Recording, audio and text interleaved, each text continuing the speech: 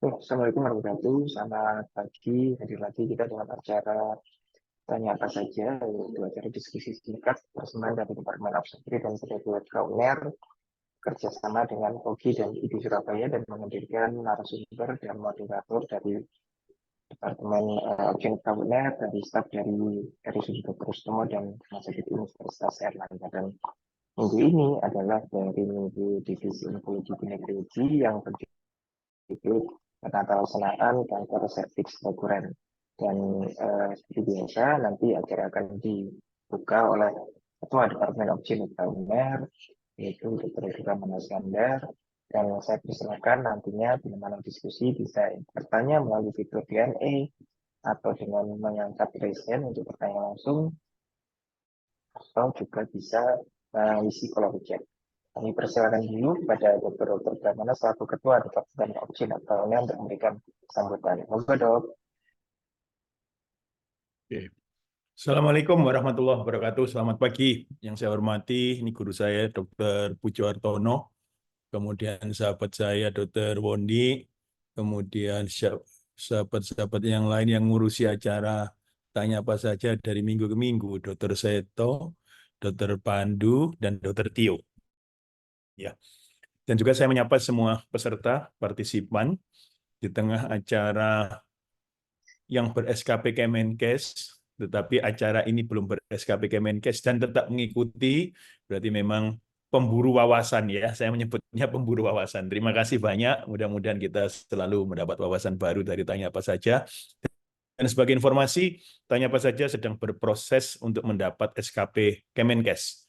Dan memang untuk mendapat SKP Kemenkes itu mempunyai seni tersendiri. Karena apa? Karena Tanya Apa Saja itu setiap minggu dan free. Kita berusaha free untuk semua peserta ya. Jadi memang membutuhkan proses yang lumayan agak panjang. Mudah-mudahan kita diberikan kemudahan dan berhasil memberikan acara minggu ke minggu yang ber-SKP Kemenkes. Topik pada pagi hari ini mungkin sering kita jumpai, yaitu kanker serviks yang rekuren. Nanti dibahas oleh Dr. Primandono dan Dr. Pujo. Mungkin saya ikut-ikut nimbrung dan mudah-mudahan bermanfaat bagi kita semua. Demikian dari saya, tidak berlama-lama karena acaranya hanya 1 jam. Terima kasih banyak. Salam hormat. Wassalamualaikum warahmatullahi wabarakatuh.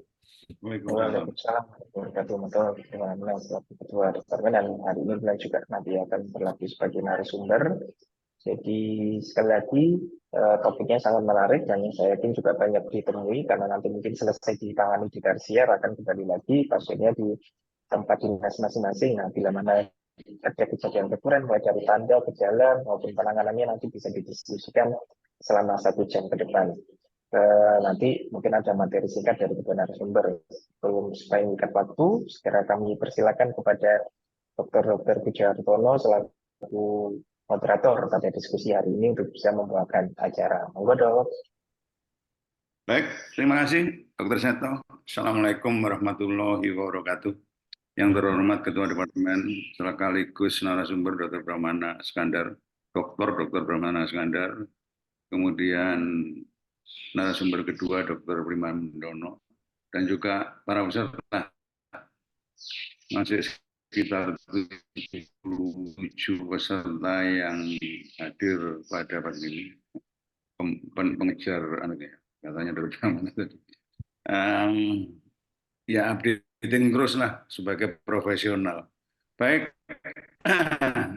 siang ini kita akan membahas tentang sel serviks recurrent. Ya, apa itu recurrent dulu, ada yang menyebut residif dan sebagainya. Kemudian karena apa terjadi recurrent, bagaimana terjadinya, bagaimana penanganannya, akan dibahas pada pagi hari ini.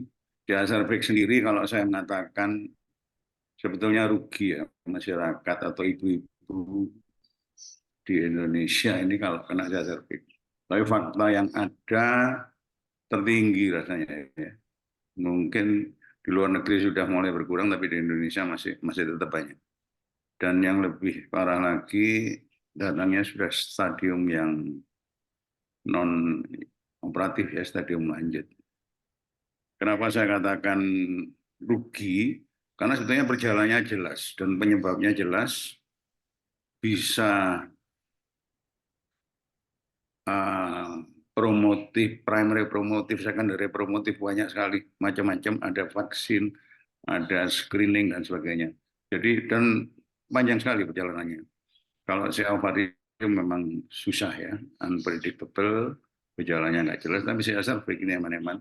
Dan mudah-mudahan dengan acara-acara seperti ini semuanya terbuka.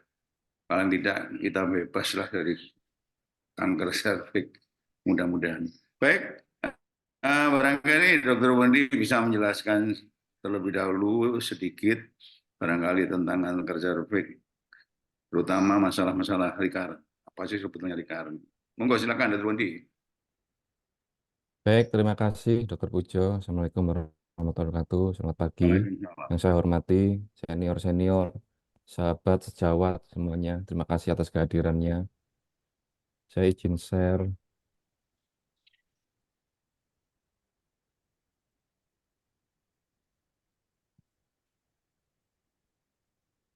Apa sudah kelihatan ya Dokter Seto ya? Kelihatan, kelihatan. Silakan.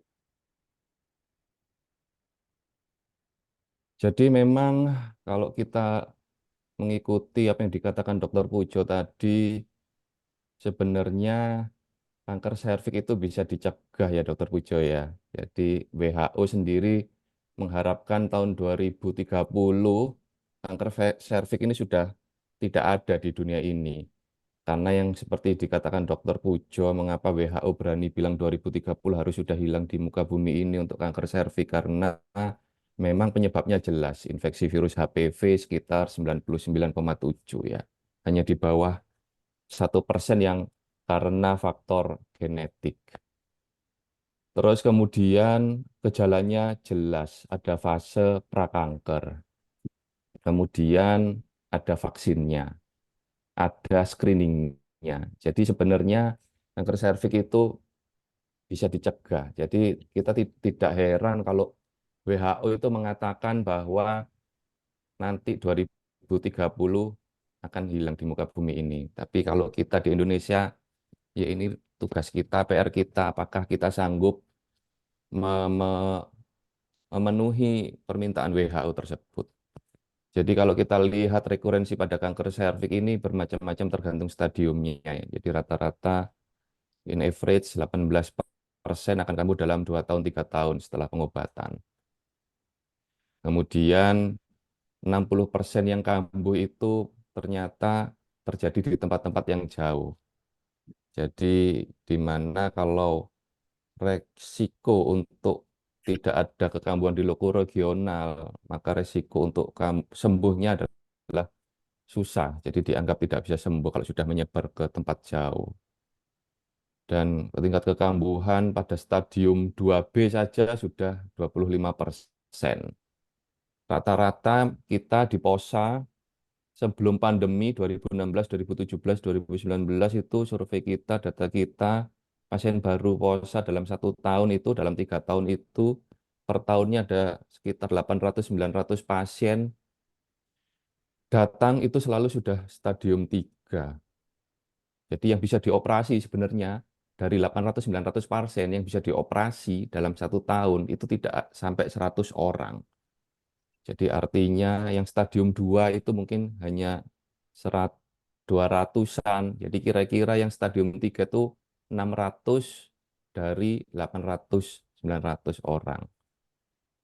Nah ini kalau kambuh, kalau sudah dinyatakan sembuh saat ini, maka stadium 3 itu hampir 50%-nya akan kambuh dalam 2 tahun, 3 tahun. Apalagi stadium 4, 75%. Jadi memang prognosisnya sangat buruk, di mana kalau sudah kambuh itu overall survival-nya hanya sekitar 1-2 tahun saja. Kanker serviks yang recurrent ini dibagi 2, yang lokal dan metastasis ya. Kalau lokal berarti ya gejalanya lebih cenderung ke arah gangguan ginekologi ya. Misalnya keputihan, perdarahan, postcoital bleeding, nyeri hubungan, atau nyeri buang air kecil, atau nyeri defekasi, dan sebagainya. Dari pemeriksaan panggul, vaginal touche, dapatkan massa, nodul di vaginal cuff, jadi seastom vagina gitu. Atau bisa meluas ke parametrium, sampai ke dinding panggul. Kadang-kadang juga di dinding vagina bisa tumbuh lagi. Jadi tidak hanya di stom vagina, tapi di dinding vagina anterior, posterior, atau kanan dan kiri. Nah, kalau metastasis ini gejalanya, keluhannya tidak spesifik ya. Secara umum ya kelemahan, mudah lelah, mudah capek, mual, berat badan turun. Jadi gejalanya tergantung dengan di mana lokasi metastasisnya. Misalnya dia metastasis ke paru-paru, biasanya keluhannya ya batuk, itu tidak sembuh-sembuh, dikasih obat apapun sampai kodein, tetap batuk, sesak, kemudian batuk berdarah, itu ciri khas untuk metastasis paru-paru. Kalau misalnya metastasis tulang, ya linu kalau berjalan, apalagi paling sering ke tulang panjang dan tulang panggul. Jadi memang eh, perlu koordinasi dengan dokter ortopedi onkologi untuk pemberian biposfonat untuk memperkuat tulang. Atau bahkan bisa metastasis ke vertebra. Atau yang jauh juga bisa ke liver atau ke otak. Jadi untuk evaluasi diagnostik secara klinis ya kalau memang gampang terlihat yang ada itu kita bisa biopsi ya. Misalnya metastasis ke kelenjar getah bening subclavia, metastasis kelenjar getah bening parakolika atau area eh, sekitar mame, kelenjar-kelenjar sekitar ketiak. Itu gampang dibiopsi. Tapi yang susah adalah kalau metastasis kelenjar di aorta, di sekitar tulang belakang ini ya, gampang-gampang susah untuk melakukan biopsi. Imagingnya ya untuk saat ini yang paling eh, detail mengetahui ini metastasis apa tidak ya dengan PET scan ya.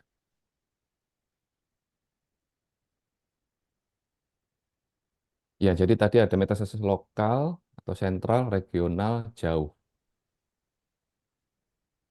Lokal atau sentral itu meliputi vaginal cuff, cervix, uterus, parametrium.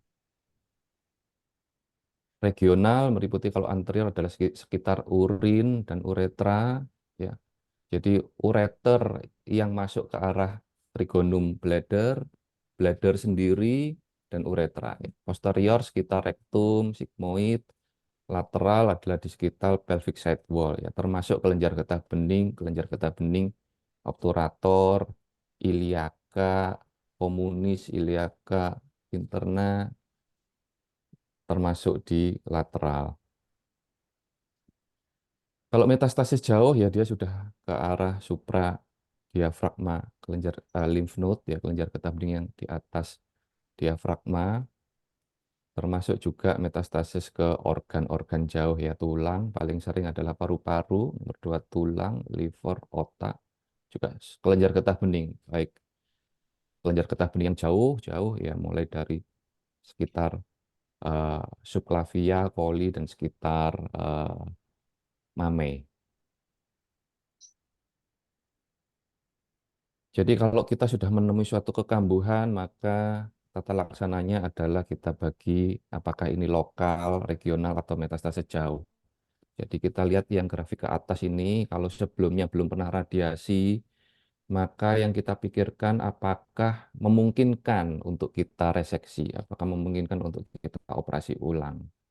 Kalau misalnya kelenjar getah beningnya ada di dekat sisi luar, ya KGB di leher, di sekitar ketiak, di sekitar payudara, di eh, pundak, ya mungkin kita konsulkan ke bedah onkologi ya untuk dilakukan biopsi dan kalau memungkinkan direseksi. Tapi misalnya kita pernah kejadian metastasis kelenjar getah beningnya itu di sekitar aorta sampai para aorta bentuknya memanjang, ukurannya sampai 15 cm. Nah, apakah bisa dioperasi? Seperti itu pertanyaannya. Jadi kalau tidak mungkin dioperasi ya akhirnya kita lakukan radiasi atau kemoradiasi.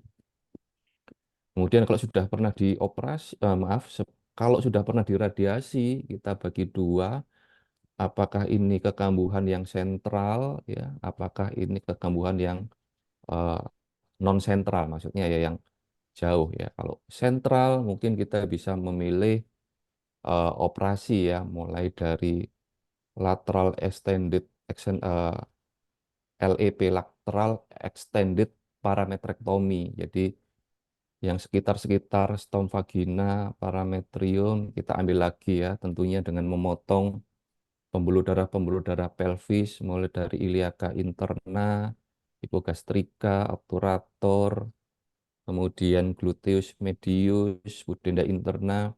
Itu kita bisa memotong, kecuali yang tidak boleh dipotong adalah vena dan arteri iliaca eksterna. Atau kalau tidak, ya kita lakukan eksentrasi, bisa eksentrasi anterior kalau kekambuhannya di sisi anterior, yaitu di sekitar buli-buli, di ureter, atau eksentrasi posterior bila kekambuhannya di kolon, rektum, sigmoid. Tetapi tentunya pengalaman kita saat kita ke Jepang waktu itu, setelah dilakukan eksentrasi, hasil outcome-nya tidak baik ya, rata-rata. Nanti mungkin Dokter Brahmana, Dokter Pujo yang punya pengalaman di negara-negara lain, bagaimana compliance-nya setelah dilakukan operasi itu apakah baik atau tidak. Jadi memang pasiennya ini di Indonesia tentunya hampir 90% tidak mau untuk operasi eksentrasi. Di Jepang itu ya nggak banyak, paling cuma yang mau itu 10-20% saja. Dan yang mau 10-20% itu akhirnya dia prolong hospital stay. Jadi bisa 1 bulan nggak pulang-pulang gara-gara stres. Terus kemudian kalau ternyata tidak bisa dilakukan operasi lateral extended parametrectomy atau pelvic eksentrasi, ya kita akhirnya memilih kemoradiasi. Sama seperti protokol saat metastasis jauh. Kita lakukan radiasi plus minus atau kemoradiasi. Pada metastasis jauh atau stadium 4B juga sama, kita pertimbangkan metastasisnya di mana. Apakah masih bisa direseksi? Misalnya di liver, apakah bisa direseksi sebagian livernya? Di paru-paru, apakah bisa direseksi? Kelenjar getah bening yang di permukaan, apakah bisa direseksi? Kalau tidak bisa, ya tentunya kita memberikan terapi sistemik kemoradiasi. Terapi sistemik kemoradiasi yang kita pilih pada first line itu ternyata sudah memasukkan terapi target dan terapi imun. Jadi kemo yang kita pakai untuk lini pertama adalah karboplatin cisplatin kombinasi dengan golongan paclitaxel, gemcitabine atau capecitabine. Ditambah dengan pemberian bevacizumab atau pembrolizumab atau kombinasi beva dan pembro. Kalau ternyata kambuh lagi, maka kita atau tidak respon baik terhadap kemo lini pertama, maka kita memakai kemo lini kedua. Kemo lini kedua yang di cover BPJS itu adalah docetaxel dan ifosfamid ya. Yang lain ini masih belum di cover BPJS. Mungkin dari saya demikian, Dr. Pujo. Terima kasih. Baik, terima kasih Dokter Wondi sudah menjelaskan tentang di mana sih sebenarnya recurrency itu terjadi, kemudian bagaimana mendeteksinya, diagnosis.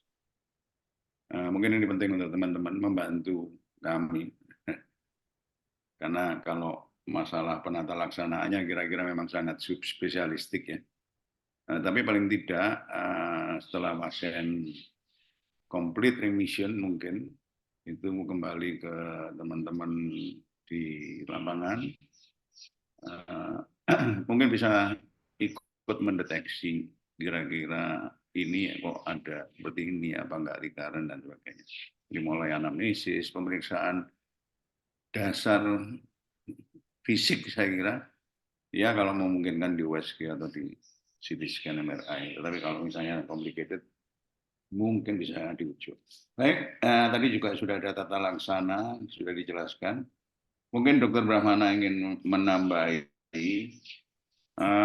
sebetulnya istilah sembuh ya pada kanker itu memang ada atau enggak. Kemudian kapan sebetulnya saya disebut recurrent, kapan disebut recurrent, dan mungkin pilihan-pilihan pengobatannya ya, untuk apakah semuanya harus dioperasi, kalau recurrent ataukah memang dari ya yang up to date itu sekarang bagaimana?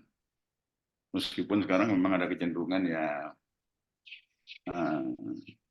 personal treatment ya, nggak semua orang diobati dengan hal yang sama. Monggo silakan Dokter Brahmana.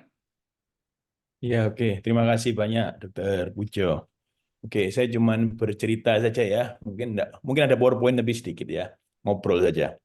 Yang pertama, angka failure rate itu artinya ya kemudian recurrence yang disajikan Dr. Wondi. Saya manggilnya Dr. Wondi, Dr. Primandono. Nah, itu di kita jauh lebih tinggi di kita. Pasti dengan figur itu. Kenapa kok jauh lebih tinggi? Karena keterbatasan kita. Kenapa terbatas kita? Karena mostly yang datang ke kita stadiumnya lanjut. Standar penanganan kanker serviks stadium lanjut mulai 1B3, 2B dan ke atas, dan itu adalah 80% pasien kita, yang standar itu sekarang terdiagnosis, minggu depan sudah memulai kemo radiasi. Yang dimaksud kemo radiasi itu adalah radiasinya eksternal diberikan setiap hari, diiringi kemoterapi cisplatin dosis rendah setiap minggu. Itu yang ideal. Nanti selesai dengan eksternal radiasi dan kemo, lanjut dengan brachyterapi sebanyak 3 kali brachyterapi. Di mana kesulitan kita? Satu, antrian radiasi panjang. Yang kedua, brachyterapi tidak semuanya punya. Bahkan guideline Eropa, guideline Amerika, bahkan kita pada satu seminar pernah bertanya, gimana kalau kita tidak punya brachyterapi, kemudian digantikan dengan metode yang lain? Jawabannya cuma singkat, presentatornya pada saat itu presentator besar itu, ya. Jawabannya cuma singkat, hopeless gitu. Jadi jawabannya cuma hopeless. Nah, artinya apa? Artinya failure rate di tempat kita memang tinggi. Oke, saya tidak membahas tentang itu. Sesuai topik kita adalah recurrency, itu adalah prolognya, ya. Nah, musuh dari kanker itu adalah begini. Pasien ada dua, satu berusaha sembuh, dalam tanda kutip sembuh itu ya. Yang kedua, bagaimana kita dealing dengan kambuh. Nah, kan demikian. Sembuh dan kambuh itu adalah permasalahan dari kanker secara umum termasuk ginekologi. Nah, kriteria sembuh itu sebetulnya tidak ada. Sembuh dalam artian begini, saya mengatakan kepada pasien, kalau misalnya hasil pemeriksaan setelah kemoradiasi dan lain-lain, kemudian kita scan lah, kita diagnosis fisik, dinyatakan tidak ada tumornya, maka kesembuhan itu ada 4 tingkat kesembuhan pada kanker yang solid. 4. Yang pertama adalah complete remission, tidak ada mes sama sekali. Complete remission, bukan sembuh mengatakan dalam bahasa Inggris, remission complete. Yang kedua adalah partial remission. Jadi mengecil tetapi tidak hilang, ya. Yang ketiga stable disease. Itu ada kriteria berapa persen mengecilnya. Stable disease kira-kira bahasa sederhananya ukurannya tetap tidak berubah gitu ya. Yang keempat progressive disease. Progressive disease artinya ya kebal tambah besar terus dan lain-lain sebagainya. Nah, kalau pasien itu sudah diperiksa dan masuk complete remission, Bu, bersyukur tahap pertama adalah masuk pada complete remission. Kita akan mengantisipasi recurrency atau kekambuhan.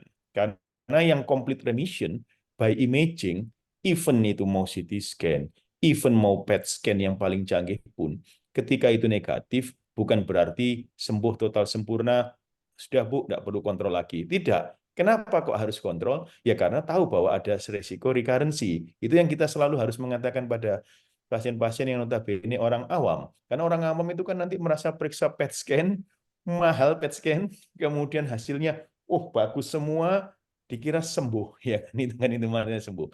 Tetapi jawaban itu adalah complete remission. Dok, kenapa dok? Bisa kambuh?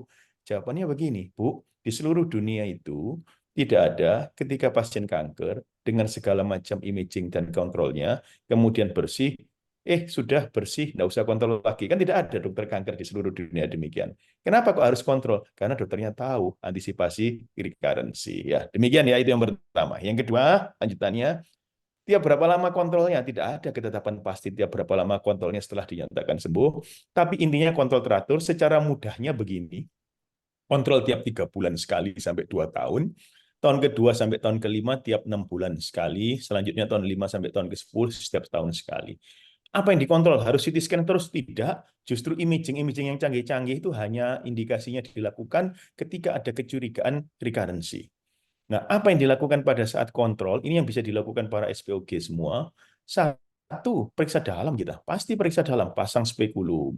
Kemudian, kalau dulu kita di Belanda, di mana itu meriksanya itu sampai diagnosis fisik, ada kelenjar supraklavikula enggak, ada di mana enggak, detail sekali. Berarti diagnosa fisik, tidak langsung gampang-gampang. Saya ingat Dokter Pujo itu yang paling mesti sering negur kalau sedikit-sedikit pemeriksaan canggih. Setuju saya itu memang nggak harus langsung pemeriksaan canggih. Yang diagnosa fisik belum dilakukan ya. Jadi tiap 3 bulan sekali diagnosa fisik dan inspekulu. Prinsip pada cancer adalah satu, ketika terdiagnosis pertama atau ketika terdiagnosis recurrency, itu kita harus melihat extensionnya sampai kemana. Misalnya saya melakukan spekulum, ada massa, maka lakukan biopsi, biopsinya positif, oh kanker serviks residif atau recurrent cervical cancer. Maka kita tidak boleh berhenti di situ, karena prinsip adalah ketika ada recurrency, saya harus ngecek extension recurrency-nya ini sampai di mana. Seluruh tubuh, disitulah baru mungkin peran PET scan lebih unggul dari lainnya PET CT scan itu, karena dia bisa melihat ke seluruh tubuh, whole body PET CT scan.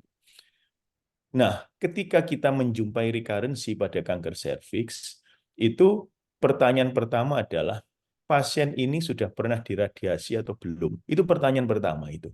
Kenapa? Karena pada irradiated cervical cancer, ketika mengalami recurrency, maka itu prognosisnya dikatakan jelek, buruk.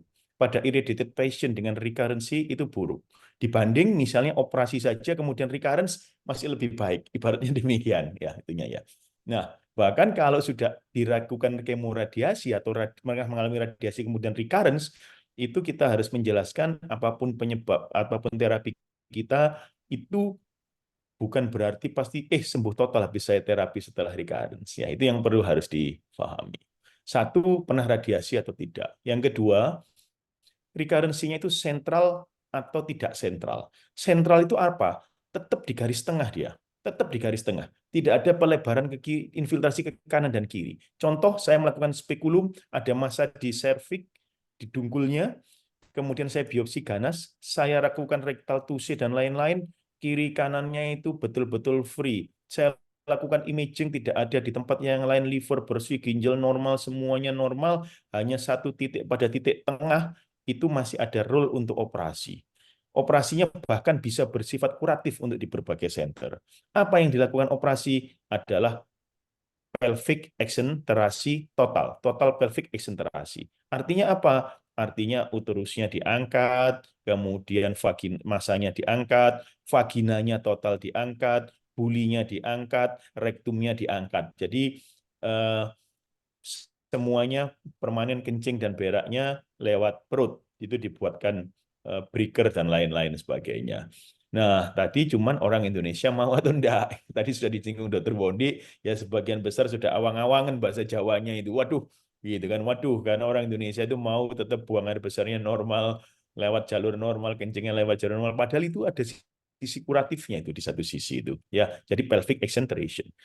Jadi kalau kekambuhannya itu di garis tengah, mau dia infiltrasi ke buli, mau infiltrasi ke rektum, keep jalur di tengah, itu masih bisa dilakukan pelvic exenteration.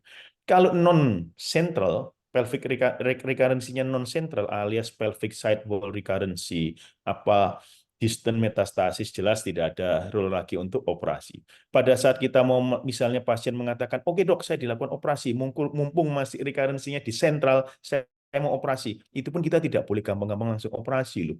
Harus menyingkirkan ada enggak di tempat yang jauh. Nah, cara menyingkirkannya kalau di luar negeri ya mungkin PET CT scan whole body. Kenapa? Lah pasien sudah dioperasi sedemikian masifnya, ternyata di tiroidnya ada penyebaran begitu. Kan sia-sia begitu ya. Jadi kita harus mengeksklud tidak ada distant metastasis ketika kita akan melakukan extensive surgery untuk di pelvis. Itu adalah prinsip itu, ya. Nah, yang kedua, kalau sudah pernah diradiasi bagaimana?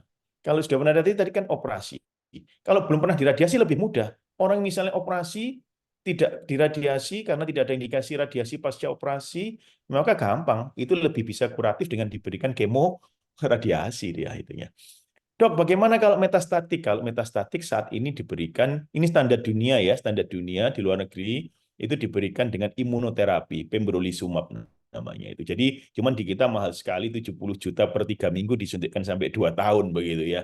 Namanya pembrolizumab. Jadi dikombinasi kemoterapi dengan kemoterapi 6 kali dengan pembrolizumab, berarti kan 6 seri, 3 obat. paclitaxel, carboplatin, dan pembrolizumab. Selanjutnya pembrolizumab only sebanyak 14 seri setiap 3 minggu. 70 juta, 3 minggu lagi 70 juta, 3 minggu lagi 70 juta. Berat untuk kita, berat untuk populasi kita. Makanya ini tidak tahu PR di dunia ini PR-nya siapa begitu ya. Karena perkembangan terapi dan kanker itu sangat-sangat pesat dan itu sangat menambah survival dan lain-lain. Cuman bisa nggak rakyat di negara berkembang di seluruh dunia itu ikut menikmati perkembangan ini. Tidak tahu PR-nya siapa itu ya. PR-nya WHO kah? PR-nya siapa kan? Saya nggak tahu itunya. Karena equality ini tambah lama, tambah gap-nya tambah besar. Karena apa? Penemuan obat-obat baru sangat luar biasa loh. Gene terapi itu sudah approval-nya 40 sekian. Kemudian monoklonal antibodies 40 sekian. Bahkan hanya untuk staging endometrium saja per tahun 2023 sudah memasukkan molecular testing. Nah, ini diprotes. Bagaimana negara berkembang bisa menentukan stadium kalau memasukkan unsur molekuler testing di dalamnya? Yes, memang dunia ini gap-nya, kata Dokter Pujo itu yang kaya makin kaya, itu yang bikin begitu ya. Jadi ternyata di dunia medis, gap-nya itu nanti disparitinya pelayanan kanker akan semakin lebar. Balik lagi ke topik ini, recurrency. Kalau gitu apa? Ya sudah, kalau gitu kita lihat sebisanya. Kalau orang itu belum pernah diradiasi, lebih mudah langsung lakukan radiasi. Kalau sudah pernah diradiasi, tinggal dia itu sentral tawarkan operasi. Kalau tidak mau, ya just only kemoterapi. Plus pembrolizumab. Tidak bisa lagi pembrolizumab, ya kemoterapi only. Kan begitu saja. Jadi as simple as kita harus punya local wisdom begitu kan ya. Tapi juga kita local wisdom itu tidak menutup kita juga harus tahu perkembangan yang di luar ideal bagaimana. Makanya selalu kita untuk PPDS kita, meskipun kita ini tidak selalu bisa memberikan terapi terkini dan tercanggih untuk pasien-pasien kita, at least kita itu tahu terapi terkini dan tercanggih. Tahu saja lu sudah kewajiban kita gitu ya. Tidak harus kita pernah gitu. Gitu Dokter Pujo untuk menambah diskusi. Terima kasih Dr. Pramana. Jadi jelas bagaimana, jadi kuncinya di sudah radioterapi atau tidak. Ya. Baik, ini sudah ada 2 penanya yang luar biasa ini kalau saya mengikuti ini 2 orang tokoh ini selalu aktif, aktif. Yang pertama Dr. Indi tentang stadiumnya mungkin stadium masih lokal ya, awal mungkin ya, atau stadium 1 relatif lokal, sudah dioperasi bagus, kok masih bisa recurrent, Nah ini apakah operasi yang kurang bagus atau memang ada mekanisme lain? Kalau nggak salah beberapa waktu yang lalu kita diskusikan tentang mikrometastase atau oligometastase. Apakah kira-kira berkaitan dengan itu? Itu pertanyaan yang pertama. Kemudian yang kedua dari Dr. Haryo. Nah kalau sudah recurrent, ini stadium apa berubah? Jadi yang tadinya katakanlah 1B dioperasi bagus, sudah complete remission, tiba-tiba ketemu Dr. Haryo, kok ada benjolan lagi, kemudian dirujuk. Nah ini stadiumnya berubah atau tidak? Monggo silakan Dr. Wondi dulu. Ya, baik, terima kasih pertanyaannya Dr. Indi, Dr. Haryo. Jadi untuk pertanyaan Dr. Indi ini memang kanker is kanker ya Dr. Indi, masalah klasik ya. Jadi apapun jenis kankernya, tidak hanya kanker di bidang kandungan, kanker di tempat lain oleh spesialis yang lain juga selalu ada pertanyaan seperti ini. Memang gampang-gampang susah kita memahami dan mengartikan mengapa kita bisa kambuh. Jadi intinya kalaupun sudah dioperasi bersih kok bisa kambuh, ini semuanya juga stadiumnya yang menentukan. Jadi kadang-kadang apa yang kita lihat secara kasat mata sudah bersih, apakah memang bersih? Apakah masih ada 1 sel, 2 sel kanker, 10 sel, 1000 sel yang ketinggalan? Jadi intinya kalau misalnya kita meninggalkan suatu tumor ukuran 1 kali 1 kali 1 senti, 1 kali 1 kali 1 senti, itu berarti di situ kira-kira sel kankernya ada 10.000 sel kanker. Jadi memang operasi kita itu penentunya adalah residual mass. Jadi kalau bisa tentunya tidak meninggalkan residu mass. Nah, yang sudah tidak meninggalkan residu mass saja masih bisa kambuh ya.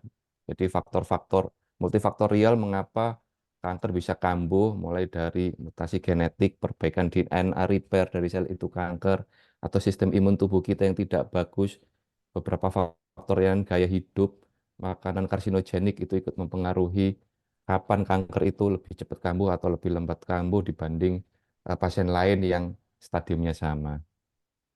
Kemudian untuk pertanyaan Dr. Haryo, stadium serviks itu bisa dibagi dua, stadium klinis dan stadium radiologis.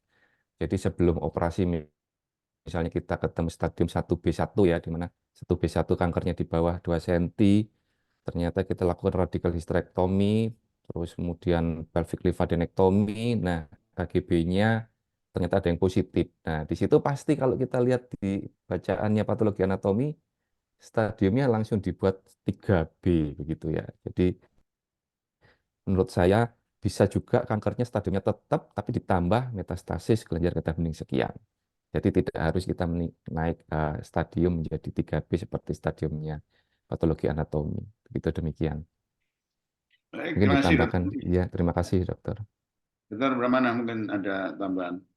Menarik nih pertanyaannya. Terima kasih banyak ya.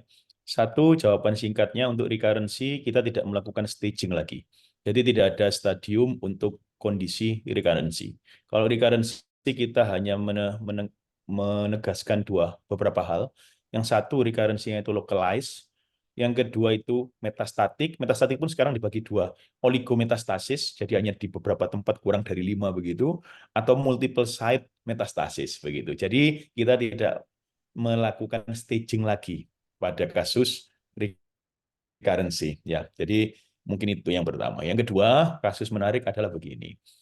Yang perlu kita perhatikan adalah kita pahami bahwa pada kanker serviks stadium dini itu antara diberikan kemoradiasi versus dilakukan operasi itu survivalnya sama survivalnya, tidak berbeda. Lalu kenapa dilakukan operasi? Operasi itu dilakukan karena dalam tanda kutip sebagai upaya untuk menghindarkan pasien dari dampak radiasi. Karena dampak radiasi itu menetap. Fibrosis vagina, kemudian sistitis, kolitis, dan lain-lain sebagainya. Jadi bukan artinya operasi lebih superior. Itu yang difahami. Apa makna klinisnya? Artinya ketika kita melakukan operasi, itu harus benar-benar clean. Tidak boleh ketika saya melakukan operasi, sudahlah saya operasi sebisanya saja, nanti setelah operasi diberikan kemoradiasi. Kalau kita berpikiran gitu, lah kenapa pasien harus dioperasi?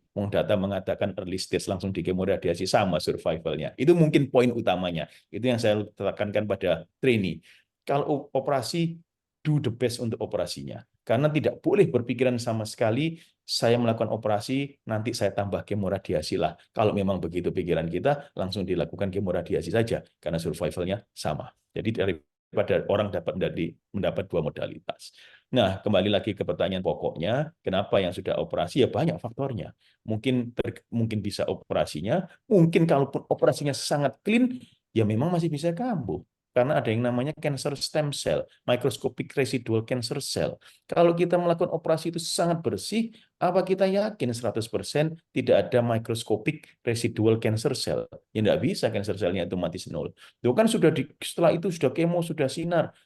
Ada yang namanya cancer stem cell. Cancer stem cell berlindung berlindung terhadap dampak radiasi, dampak kemo, artinya tetap survive dia. Dan sometimes suatu waktu dia kemudian muncul menjadi recurrency. Makanya pasien kanker itu pasca operasi, ataukah pasca kemoterapi, ataukah pasca radiasi, ataukah pasca kombinasi di antara 2 dan 3 itu kan tidak ada yang kemudian Bu selesai sembuh nggak usah kontrol, nggak ada. Kenapa? Di seluruh dunia nggak ada, kan harus kontrol. Karena dokternya tahu sometimes masih bisa kambuh, ya kenapa? Ya ada cancer stem cell itu salah satunya. Mungkin gitu dokter Pujo. Mas. Baik, terima kasih dokter Pramana. Jadi sepakat.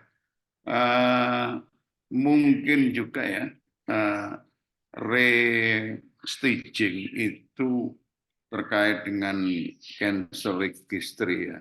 Jadi kalau berubah terus nanti bingung malah sebetulnya. Jadi registrasi kanker baik nasional maupun internasional memang tidak membenarkan ada perubahan stadium saya kira. Kemudian ya memang dimanapun juga memang risiko recurrent itu tetap ada. Ini ada pertanyaan menarik ini dari Dr. Vita Maya. Bagaimana membedakan pasien dengan recurrent atau partial remission? Ini recurrent apa partial remission? Kemudian yang menentukan siapa sebetulnya? Apakah ada batasan waktu? Katakanlah pasien sudah di radiasi, di kemoterapi, ini kapan dikatakan partial remission atau apapun, atau ini sebuah recurrency? Monggo silakan Dr. Wondi. Baik, terima kasih. Jadi kalau misalnya partial remission berarti belum pernah mencapai tahap complete remission, dokter. Jadi partial remission itu dalam terapi kita evaluasi masih ada eh, tumornya. Jadi membaik tapi belum complete remission, belum 100% hilang.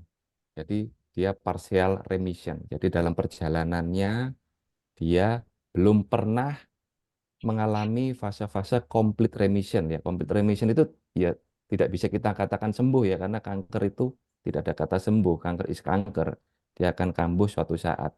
Nah, kalau recurrent berarti setelah terapi kita saat itu kita tentukan bahwa ini sudah complete remission. Sudah bagus. Ya, anggapan kasarnya sudah sembuh 100%, sudah baik dan kemudian kambuh lagi. Nah, kapan kambuh? Ya, kalau di kanker ovarium patokan kita kambuh itu ada yang 6 bulan, kurang dari 6 bulan, ada yang lebih dari 6 bulan, cut off-nya 6 bulan. Nah, kalau kanker serviks ini berbeda dengan kanker ovarium. Jadi kekambuhan itu bisa macam-macam, tergantung jenis sel kankernya juga, tergantung jenis stadiumnya. Mungkin demikian, Dokter Pujo. Baik, Dr. Wandi. Jadi saya barangkali menambahi ya, Dr. Pramana. Ya kita sering mendapatkan komplit. Mungkin yang ditanyakan teman-teman, apa yang dilakukan kalau misalnya partial remission, ya, nunggu recurrent tambah nemen, atau mungkin distan metastase atau recurrent di tempat jauh, atau kita lakukan sesuatu yang lain. Monggo, Dr. Pramana. Oke. Terima kasih, Dr. Pujo. Jadi, pemahaman sederhana begini. Ketika ada partial response, sebelum ke sana saya menginformasikan dulu. Kapan sih kita melihat respons pada pasien kanker? Kapan saya melakukan imaging pasca pengobatan? Itu melakukan CT scan atau imaging lainnya. Itu dikatakan pasca radiasi itu 3 bulan kita melakukan staging. Kenapa? Karena efek radiasi masih bekerja dia. Ya, jadi 3 bulan itu yang pertama. Jadi tidak langsung selesai radiasi sekarang minggu depannya di CT scan tidak ya. Jadi kurang lebih waktunya ya bolehlah 2 bulan, 3 bulan. Guideline-nya memang demikian. Nah, kalau ketahuan partial remission itu artinya apa? Artinya disease-nya masih ada pada pasien. Artinya disease-nya masih mungkin growing. Kita tidak boleh observasi, harus do something. Do something-nya itu apa? Tergantung modalitas kita, tergantung pasien kita. Kalau dia itu partial response after radiation, maka ya kembali lagi modalitas mungkin mirip-mirip dengan recurrency memang. Oh, kalau dia itu partial response sudah radiasi, saya lihat kira-kira ini di tengah saya masih bisa tawarkan eksentrasi, atau kalau tidak bisa untuk surgery, maka kalau sudah pasca radiasi tidak bisa ditambah lagi dosis radiasi begitu ya. Jebol nanti ususnya itu ya. Makanya terapinya adalah diberikan kemoterapi, tetapi settingnya adalah paliatif kalau tidak operasi. Recurrency itu yang masih ada unsur kuratif dikit-dikit lah. Itu sebetulnya kalau mau dioperasi. Tapi ketika tidak dioperasi, itu dalam tanda kutip, itu jangan pernah menyajikan sembuh tuntas sempurna untuk pasien, tetapi ini adalah untuk memprolong remission, yang memprolong partial remission ya kalau dia itu parsial ya. Jadi itu yang tetap harus kita ingat seperti itu. Mungkin demikian Dr. Pujo, sama mirip kira-kira masih. Baik, terima kasih Dr. Pramana. mungkin ada pertanyaan ya. Pasien sudah diradiasi. Radiasi sekarang relatif bagus ya. Jadi zaman dulu kita ingat masih pakai source-nya yang kuno, itu gosong semua. Jadi sampai sekarang pun pasien-pasien itu nanti disinar gosong semua dok, seperti dibakar itu bayangannya orang. Nah, yang sekarang bagus ya, kadang-kadang 2B pun itu bisa mulus, serviknya mulus kan. Nah, ini sudah radiasi, memungkinkan enggak pada yang recurrent itu re-radiasi. Jadi ya ini sebetulnya kompetensinya teman-teman dari radioterapi ya. Mungkin enggak re-radiasi. Kemudian tadi dikatakan Dr. Bagaimana radiasi pun itu bukan tanpa batas.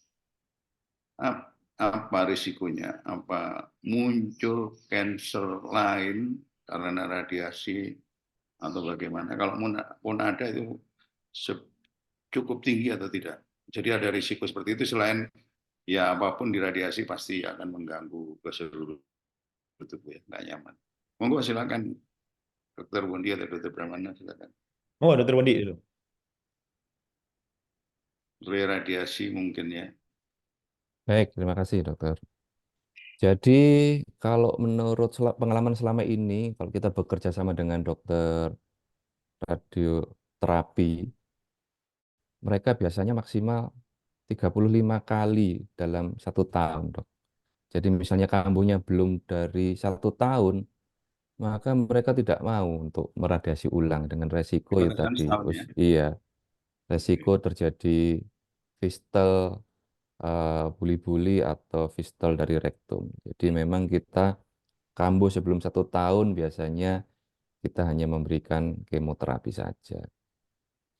Tapi ada pengalaman yang cukup heroik waktu itu bahwa kanker serviks yang tipe NET, neuroendocrine tumor. Jadi dapat kiriman dari seorang SPOG kanker serviks, ukurannya di bawah 1 cm, di biopsi neuroendocrine tumor. Kemudian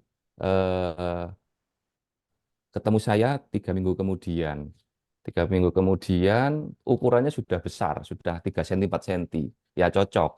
Neuroendocrine tumor itu adalah kanker serviks yang paling agresif ya saat ini. Jadi itu kalau orang umum ngomongnya, dok nanti di biopsi tumornya tambah besar, dok dioperasi tumornya nanti berkembang dengan cepat. Yaitu mungkin terjadi pada neuroendocrine tumor ini dan terbukti beberapa kali kejadian. Saat itu memang walaupun masih stadium 1, tapi karena neuroendocrine tumor, maka kita tidak operasi. Kita KIE untuk kemoradiasi. Dan memang hasilnya baik untuk sementara. Dengan kemoradiasi maksimal, hasilnya baik. Ternyata 4 bulan kemudian metastasis ke tulang pinggul. Sakit 4 bulan kemudian. Nah, kita KIE untuk kemoradiasi ulang di area tulang. Dokter radiasi tidak mau melakukan radiasi. Jadi tentunya terpaksa kita memberikan kemoterapi second line untuk kasus ini. Jadi memang efek samping radiasi dikatakan akan hilang setelah 3 bulan, 4 bulan. Ternyata dia kambuh dalam saat itu. Ya ini sangat heroik sekali pasien ini, kasihan. Demikian Dr. Pujo. Oke, Dr. Brahmana mungkin ada yang bisa ditambahkan. Oke, terima kasih banyak ya. Saya setuju sekali Dr. Pujo. Jadi begini, itu memberikan gambaran. Teknologi radioterapi itu berkembang sangat luar biasa itu. Tinggal memang tadi lagi PR-nya itu, negara berkembang itu bisa ngikuti atau tidak begitu ya. Tapi luar biasa perkembangannya. Bahkan ada sekarang namanya kalau metastatik itu oligometastatik. Oligometastatik itu misalnya orang kanker serviks, ada recurrent di pelvis, kemudian ada satu misalnya di para aorta node gitu ya, itu namanya oligo. Jadi tidak yang nyebar luas banget, itu enggak, namanya oligometastasis. Nah, itu bisa dilakukan pengobatan misalnya radiasi. Radiasi ada yang kita kenal, nanti di googling saja, ada yang kita kenal namanya SBRT. SBRT itu stereotactic body radiation therapy. Jadi itu radiasinya itu hanya fokus pada satu tempat itu. Bisa sangat fokus dia. Bahkan sekitarnya aja tidak kena begitu. Jadi bisa kalau itu diberikan. Orang sudah pernah eksternal radiasi plus kemoterapi, kalau ada metastasis, bisa kalau metastasisnya di tempat metastasisnya diberikan SBRT. Jadi SBRT itu adalah radioterapi yang sangat fokus, itu luar biasa memang. Nah, tapi kalau ditanya lagi sama teman-teman kumpul, harganya berapa? Nah, ini saya tidak bisa jawab itu ya. Tapi di luar negeri diberikan begitu, Dr. Pujo. Jadi radiasi sangat mungkin. Oke, kita itu adalah overview di luar negeri. Di kita bagaimana? Di kita in general, kalau belum 1 tahun biasanya tidak diberikan radioterapi. Kenapa? Karena dosis utamanya itu concern-nya adalah dosis untuk yang terkena pada usus itu. Ususnya bisa lubang itu. Kalau misalnya kena radiasi, itu mungkin Dokter Pujo kira-kira itu. Di kita patokannya 1 tahun baru ada pertimbangan bisa radiasi atau tidak. Dan itu pun berdasarkan perhitungan dosis dari dokter ahli radioterapinya. Kita minta, tapi setelah dihitung dosisnya maksimal, ya tidak bisa kita berikan ya, beralih ke kemoterapi senjata yang kita punya. Mungkin gitu Dokter Pujo. Tapi di luar negeri masih mungkin. Makasih. Kalau secondary tumor, secondary cancer gimana Dokter Pramana? Jadi ada kanker lain karena radiasi itu memang ya ini kamu isu aja ya, termasuk karena kemoterapi. Memang ada juga disebutkan ya, tetapi seberapa besar ini untuk menimbulkan ketakutan, artinya menghilangkan ketakutan orang takut diradiasi karena takut ada kanker di tempat lain malahan. Kira-kira bagaimana Dokter Praman? Oke. Terima kasih banyak. Jadi radiasi, kemudian kemoterapi itu semuanya memang selalu ada risk untuk secondary cancer. Ya, kok bisa begitu? Contoh, screening untuk breast cancer saja, coba dilihat di American Cancer Society webnya, itu sangat komprehensif. Itu berbeda untuk orang yang sudah pernah foto torak lah atau apa saya tidak salah dengan orang yang tidak pernah sama sekali. Ya, itu contoh kan, contoh memang jadi concern ya. Dan nanti coba dieksplor sendiri. Nah, kemudian kalau pada yang ini bagaimana yang di pelvis? Nah, jawabnya memang secondary cancer itu masih memungkinkan. Contoh apa? Contoh misalnya terjadi bladder cancer. Kemudian contoh misalnya terjadi uterine sarcoma dan lain-lain. But so far angkanya kecil. Yang cuma begitu saja. Bisa iya, tetapi angkanya tidak besar. Kenapa? Kalau angkanya itu besar, ya sudah dilarang radioterapi itu. Kira-kira itu ya. Loh, ini diberikan kok angkanya. Jauh lebih berisiko daripada kalau kankernya dibiarkan nggak diobati. Betul. Jadi misalnya radioterapi, angka sarkomanya terus berapa? 70%. Ya di stop radioterapi begitu ya. Jadi saya tidak hafal satu-satu, tapi kecil angka itu untuk terjadi secondary cancer, ya termasuk breast cancer yang saya bilang dan lain-lain sebagainya. Kira-kira demikian, Dr. Pujo. Tapi kalau secara theoretically ya bisanya bisa ya. Makasih, Dr. Pujo. Masih. Ya, bicara mengenai recurrency. Kalau ovarium itu memang ya saya bilang jahat sekali, dan saya kalau ketemu ovarium itu sedih sekali. Perjalanannya panjang dan akhirnya berakhir pada stoma dan akhirnya ya selesai. Dan itu cepat sekali. Nah, ada periode recurrent yang berulang-ulang. Nah, pada CSRV ini kira-kira bagaimana? Katakanlah sudah recurrent, kemudian diterapi, ya remisi lagi, kemudian recurrent lagi. Kira-kira bagaimana Dr. Wandi? Cukup banyak nggak kasus seperti itu? Kemudian penanganannya bagaimana? Apakah kita langsung batu kayak gini ya sudah menyerah? Jadi kalau menurut protokol NCCN tadi, Dr. Pujo, yang sebagian besar dianut oleh Amerika dan Eropa, maka kalau sudah recurrent 2 kali, kita jatuh pada fase paliatif, Dr. Pujo. Jadi kita mengobati apa keluhannya saja, kita perawatan bersama beberapa tim dokter paliatif yang lain, termasuk mengetahui, mengobati keluhannya. Jadi intinya do not harm, jadi tidak menambah parah penderitaan, tidak menambah parah membuat tubuhnya tambah ngedrop dengan kita kemo-kemo pakai lini ketiga, lini keempat dan sebagainya, sehingga mungkin peran dari dokter psikiatri atau psikolog kita bisa ikut dalam tim ini, Dok. Jadi mungkin kita paliatif sudah, Dokter. Ya. Terima kasih. Kita makan Dokter mana? Oke, jadi tadi pertanyaan apa dok? Maaf dok, sorry. Nah, recurrent sudah diterapi, Oh, oke, ya, dari paham. rekan lagi Siaforium. Ya, jadi begini ya, sebetulnya itu pasien cancer ketika recurrence pertama saja itu dulu langsung masuk pada clinical trial, ditawarkan itu untuk clinical trial. Sayangnya di kita itu tidak banyak connected dengan clinical trial dunia. Jadi kadang-kadang orang Indonesia itu ada yang nguber ke luar negeri karena ikut clinical trial di negara A begitu ya, gratis itu clinical trial. Bahkan di kereta-kereta dulu Dr. Pujo itu pergi sama saya di kereta itu iklannya sakit ini mau kambuh, mau ikut clinical trial, ya ngubungi misalnya MD Anderson, Mayo Clinic, ya memang clinical trial itunya. Jadi memang dulu di luar negeri recurrence masuk clinical trial. Nah, sekarang beralih kalau misalnya recurrence kedua, itu memang settingnya adalah paliatif dan masuk pada clinical trial. Clinical trial itu free total loh. Oh, ada terapi imun baru masuk clinical trial. Ada itu bahkan pasien itu yang ke luar negeri, tidak apa-apa dok, saya ini pondok tiket clinical, tapi obatnya yang ratusan juta itu gratis ya, karena clinical trial begitu ya. Jadi jawabannya adalah kalau recurrency, kalau apalagi sudah kedua, jangan pernah menjanjikan kuratif, tidak. Tetapi yang kita berikan adalah, mestinya begini, kalau saya menjelaskan ke pasien, ke keluarga yang utama, obat-obatan yang kita berikan pada recurrency itu adalah memprolong remission. Memprolong remission. Remission itu maksudnya ya bisa partial remission-nya diprolong, bisa complete remission-nya diprolong, dan lain-lain sebagainya. Makanya itu semua pengobatan-pengobatan yang baru, itu kan selalu penelitiannya targetnya adalah PFS, Progression Free Survival, bukan DFS. Tidak ada penelitian targeted terapi, imunterapi itu memakai DFS. DFS itu sembuh dan tidak, disease free. Pakainya apa targetnya?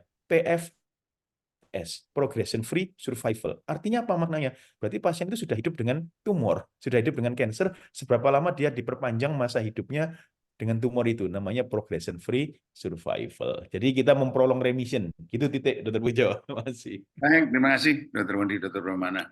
Saya kira waktunya sudah 1 menit ya. Ya.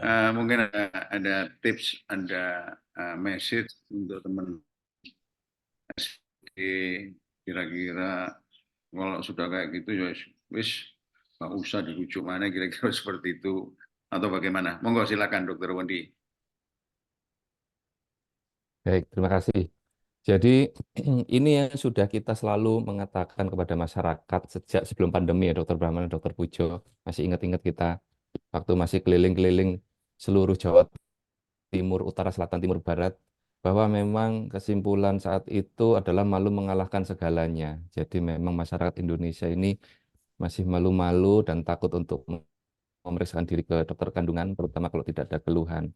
Nah, ini yang perlu kita sosialisasi bahwa kanker serviks itu bisa dicegah dengan cara tidak takut, tidak malu untuk mengadakan screening rutin walaupun tidak ada keluhan. Walaupun tidak ada keluhan, sebaiknya rutin pap smear setiap tahun dengan metode yang lebih baik saat ini yang berbasis cairan. Ya kalau perlu, kalau sudah di atas 35 tahun ditambah pemeriksaan HPV DNA untuk mengetahui ada tidaknya apakah virus itu masih ada di dalam tubuh. Karena kalau kita kemasukan virus HPV, maka dalam 16 bulan akan dieliminasi oleh imun tubuh kita kalau baik.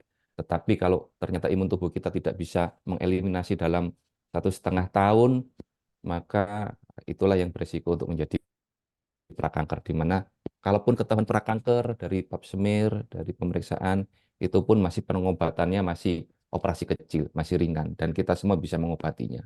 Itu mungkin yang harus kita sosialisasikan untuk masyarakat Indonesia kepada yang kepada teman-teman yang di daerah. Terima kasih. Baik, terima kasih Dr. Brahmana mungkin. Oke, terima kasih. Boleh ya saya tidak Silakan Dr. langsung. Brahmana. Ya, boleh. Terima kasih. Saya mungkin tidak langsung pada kasus recurrency-nya, tetapi saya itu sangat concern dan mendorong everybody itu bekerja dalam tim. Jadi team working. Tidak ada dokter hebat, yang ada adalah tim yang hebat. Termasuk mengatasi kasus kanker serviks. Mulai pencegahannya, mulai ketika terdiagnosis kankernya, sampai pada recurrency-nya, work in team. karena itu akan memberikan sesuatu yang terbaik bagi pasien. Tidak bisa kita memberikan terapi solo yang terbaik. Yang ada adalah terapi by team yang terbaik. Mungkin gitu saja, Dr. Pujo. Makasih. Baik, terima kasih. Terima kasih Dr. Pramana, Dr. Wondi, dan seluruh peserta yang dengan tekun mengikuti para penanya. Kalau dari saya kira komunikasi sangat penting, apalagi kalau kita menghadapi pasien kanker, baik kepada pasien maupun kepada keluarganya. Kita harus jelaskan apa saja opsi-opsi. Jadi meskipun teman-teman tidak mungkin melakukan, tetapi paling tidak tahu apa kira-kira yang akan dilakukan. Dan ini mungkin komunikasi yang bisa kita lakukan ke pasien dan keluarganya, bukan untuk menakuti, tetapi dan mulai dari yang paling murah sampai yang paling mahal. Jadi jangan pernah melihat pasien itu, wah ini nggak ngerti apa-apa, wis ditawari sekian. Jadi tugas kita justru mendidik masyarakat, jelas semuanya, dari yang paling sederhana maupun pengobatan yang paling canggih. Saya kira itu mungkin. Baik, terima kasih sekali lagi. Saya akhiri dari saya. Assalamualaikum warahmatullahi wabarakatuh, dan saya serahkan kepada Dr. Seto lagi.